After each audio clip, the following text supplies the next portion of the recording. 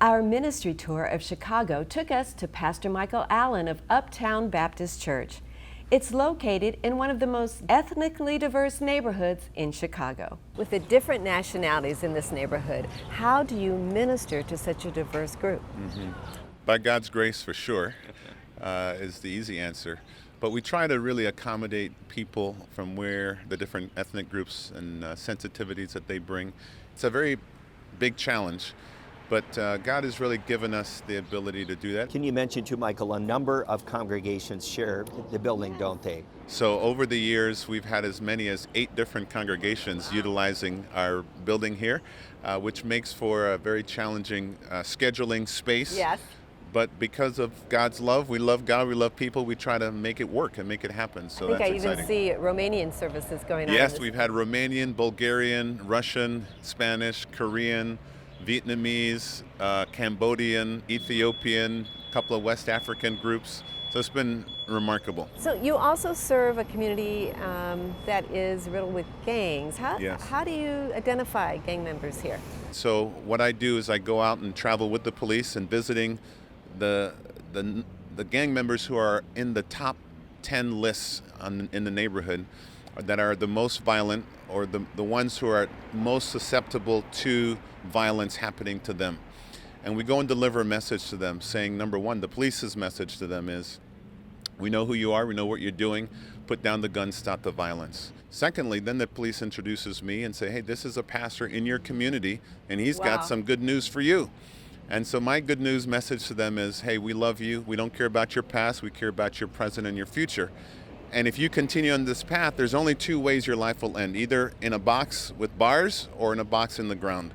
And we don't want that to happen to you. You're worth more to our community alive than dead or in prison. So please put the gun down and say, oh, by the way, if you do, we're here to help you. We can help get you a job. We can help finish your education. We can help you relocate to places that are, better for you, safer for you. There's so many different opportunities that we can provide. All you have to do is have the want to change and do something better. And here's my number. You call me, and we will make it happen. We'll put those resources into motion for you. I can hear it's not a ritual, Doc. It's not a ritual with you. I can hear the hope in your voice for these young men because you know they can change. Absolutely. You know. And the other good news is that there are a lot of people who want to help. There are a lot of people who want to help them to really change and provide these resources for them, and they don't even know, because a lot of these guys, they feel trapped. They feel like nobody cares about me, nobody loves me, I have no hope, and so this is all I know, this is all I have to do.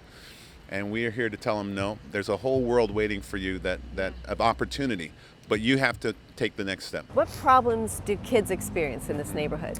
Probably the number one problem is a fatherless home.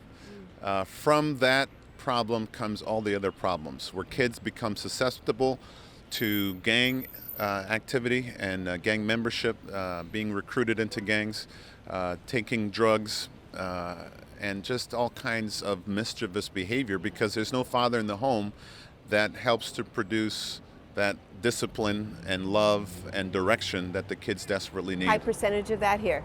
Very high percentage of that here, for sure. I just want to tell you how much I've enjoyed meeting you. We'll be praying for you. Thank you. And I want our viewers to be praying for you too. Absolutely. We need all the prayers we can get, and we appreciate you coming and your interest in our community here and what God is doing in us and through us.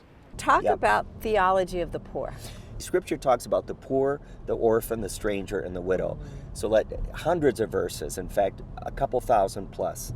So if you think about that, the poor, the homeless, people on the street that we're going by, the orphan, the fatherless, Pastor Michael mentioned that one of the greatest needs in that community is because of fatherless kids. The stranger is the immigrant, the foreigner, which nationally is a deal, but locally in that neighborhood as well. And the widow, don't think of that as, now there are seniors that have lost his spouse, but single mom, head of household as well. James 1:27 is one example, one verse of many. This is pure and undefiled religion in the sight of God our Father, to love orphans and widows in their distress, and to keep oneself unstained from the world. And so no matter where we live, no matter what neighborhood, God, what does it mean for me to be more aware and sensitive to orphans and widows around me? So yeah, those scriptures have, can I say this in the best sense of the word, have wrecked my life.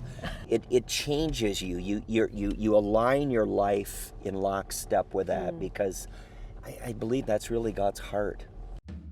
Join us next week when our ministry tour of Chicago's dynamic neighborhoods continues. Connect with us at Faith Chicago. Email us, call us with your prayer needs, and check us out on Facebook. We'll see you again this time next week on Faith Chicago.